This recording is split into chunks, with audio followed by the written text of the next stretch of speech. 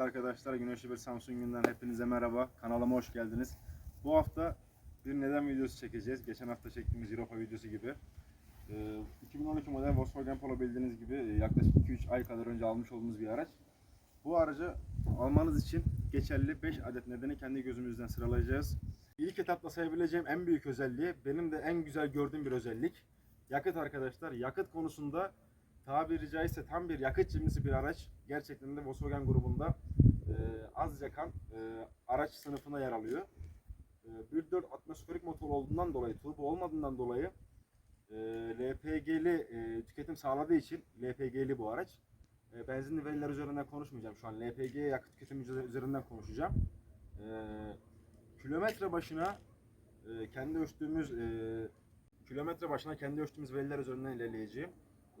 Uzun yolda 70-75 kuruşa kadar inebilen bir yakıt tüketimi var. Şehir içinde ise yaklaşık 85-90 kuruşluk bir yakıt tüketimine sahip. Ve şu an bu videoyu 25 Ağustos günü çekiyorum ve bugün yayınlayacağım. Yani güncel akaryakıt LPG fiyatları üzerinden bu videoyu çekiyoruz, konuşuyoruz.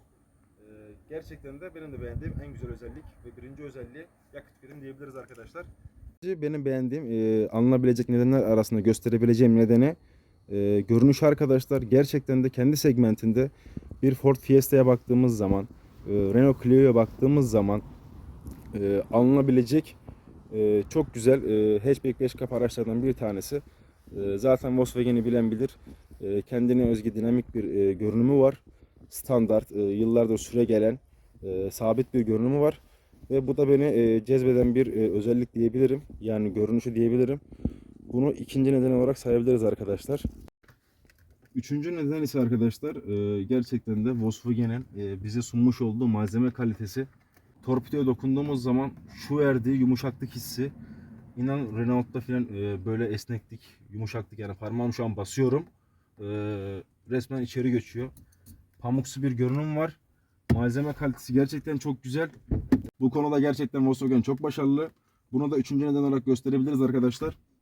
Dördüncü neden ise arkadaşlar benim de kendim gözlemlediğim, bu konuda bir neden olarak gösterebileceğim konu, sebep konfor arkadaşlar. Genelde zaten Volkswagen'i kullanan bilir. Konfor bakımından gerçekten kendini imza yapmış bir araç. Kendini kanıtlamış bir firma. Konfor konusunda gerçekten çok güzel. Başarılı tepkiler veriyor.